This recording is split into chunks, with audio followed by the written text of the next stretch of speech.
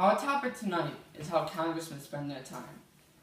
Now, most people in the U.S. feel like they cannot trust the government, and rightly so. Not only do they sometimes lie to us, but they are basically stealing money right from our pockets.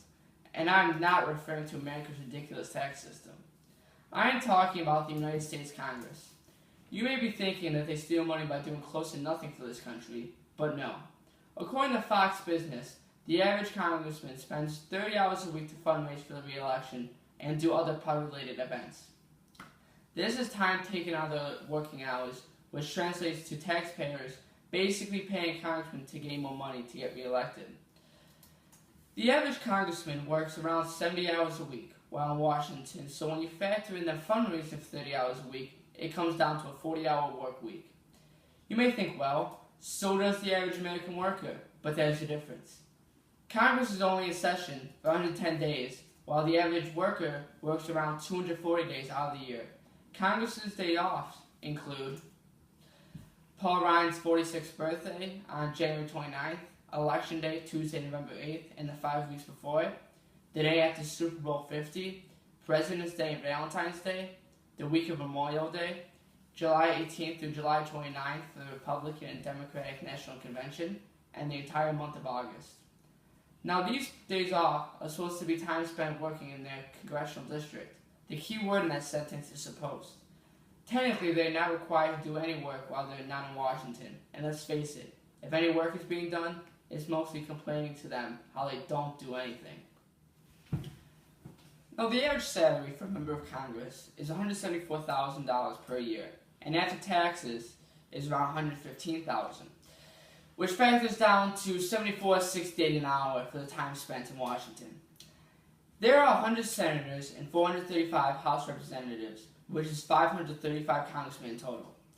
Let's say that the average congressman takes 30 hours of their 70-hour work week to fundraise and do other party-related functions. Combined, members of Congress waste around $20 million a year. $20 million. Let that sink in. That money should be used to pay our congressmen to do things that can help our country. This is a clear moral violation of the Catholic Church. In Romans chapter 15, verses 2 and 3, it says that we should help others and do what is right and build them up in the Lord. But even Christ didn't live to please himself. By doing fundraising and other party-related activities, congressmen are not following what God wants of us. They are pleasing themselves and their fellow party members. What they should be doing is passing bills that feed the hungry, help the poor, and fix the social issues that plague our country. By solving these problems, they are upholding human dignity. Human dignity means every person is created in the image of God. No other thing, no new technology, no amount of money in this case, is more important than preserving the life and dignity of a single person. When Congress takes time away from what it's supposed to be doing, a potential bill that can help people in need may not be passed. If they actually spent their entire time doing what they're elected to do, they could address the poor and hungry in our country. But they are taking money over human life, a clear and direct violation of human dignity. There are many Catholic and social laws that congressmen violate by not doing what they're elected to do. Natural law states that humans have certain rights or values that are inherent by virtue of human nature and are universally distinguishable through human reason. So, if you see someone in need, we help. It's common human nature to do so. When Congress focuses more of their time to collecting money, they will sometimes ignore those people that are in need. In other words, they spend more time with people that have too much and less time with those that have too little. From the Old and New Testament, we find verses of what God wants us to do as humans. In the Old Testament, he gives us the 10 Commandments, with the 8 Commandments saying, we shall not steal. When congressmen spend time doing other than what they're supposed to do, they are stealing taxpayer money, around $20 million as stated before. $20 million is go to helping the poor and feeding the hungry, things that God calls us to do. In the New Testament, Matthew chapter 25, verses 35 through 40, it says, for I was hungry, you gave me food. I was thirsty, you gave me drink. I was a stranger, and you welcomed me. I was naked, and you clothed me. I was sick, and you visited me. I was in prison, and you came to me. Then the righteous will answer him, saying, Lord, when did we see you hungry and feed you, or thirsty and give you drink? And when did we see you a stranger and welcome you, or naked and clothe you? And when did we see you sick or in prison and visit you? This verse sums up what God calls us to do. We help others, we also help Jesus. When congressmen help themselves, they're not helping others. By taking time to do non-government things, they're not passing potential legislation that help those in need.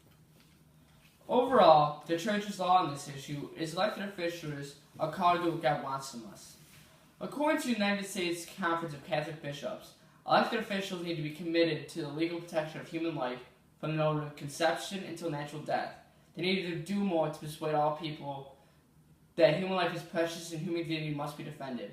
They need to act in support of these principles and policies in public life and commit themselves to maintain communication with public officials who make decisions every day that touch issues of human life and dignity.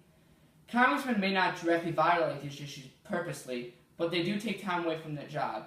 They might not be able to protect these values through government legislation when they spend more time fundraising. According to the United States Committee on Ethics, there are many rules in place that separate official government business from campaign business. For example, a member cannot campaign in the Capitol building or use their congressional staff to help with the campaign. But like most laws, there's ways to get around them. Instead of fundraising in the Capitol, they have events at venues or go to the party's headquarters, which with both being only a few blocks away from the Capitol building. Now, when it comes down to it, these actions are sinful because congressmen are basically stealing taxpayer money by not doing what they're elected to do. They spend their time for their own personal gain and loss to the rest of us. It is as simple as that. This is a sin of omission, which is the failing of God's moral law, because they are going against the 8th commandment, which states we shall not steal. Jesus says to help one another. This is shown through his story of the Good Samaritan and in Luke chapter 12, verses 33 to 34, when he says, "Sell your possessions and give them to the needy. Provide yourselves with money bags that do not grow old, with a treasure in the heavens that does not fail, where no thief approaches, no moth destroys. For where your treasure is, there will your heart be also." The Pope continues his message by saying that elected officials need to ensure education, access to health care, and above all, employment, for it expresses and enhances the dignity of their lives. Both Jesus and the Pope call for elected officials to do what is right, and when they put their own personal gain in front of the needs of others, they are not living by this message. This constant method of stealing taxpayer money and ignoring those in need are vices that need to be undone, through the virtues of justice and temperance. These elected officials need to stick up for what's right. I get that fundraising is part of being an elected official, but they need to fundraise as little as possible so they can return to fixing the injustice in this country. As many of you know, our country is pretty messed up. A part of that is because our legislators do not spend enough time doing what they're elected to do. Congress as a whole needs to realize how bad the time they take away to do non-government related events can affect this country. In Congress' defense, though, a report by 60 Minutes said that Congress was almost forced by the party's leadership to fundraise. An interview was conducted with Representative David Jolley, and he said, "We sat behind closed doors at one of the party's headquarters back rooms in front of a whiteboard where the equation was drawn out. You have 6 months until the election. Break that down to having to raise $2 million in the next 6 months. And your job, new member of Congress, is to raise $18,000 a day. Your first responsibility is to make sure you hit $18,000 a day." Also, Representative Reed Rabel and Senator Dick Durbin have come out and said how much time Congress takes to fundraise, with Dick Durbin calling it embarrassing how much his colleagues spend doing it. When it comes down to it, it's up to both Republican and Democratic leaders to realize this problem and fix it so Congress can get back to what they were elected to do: govern.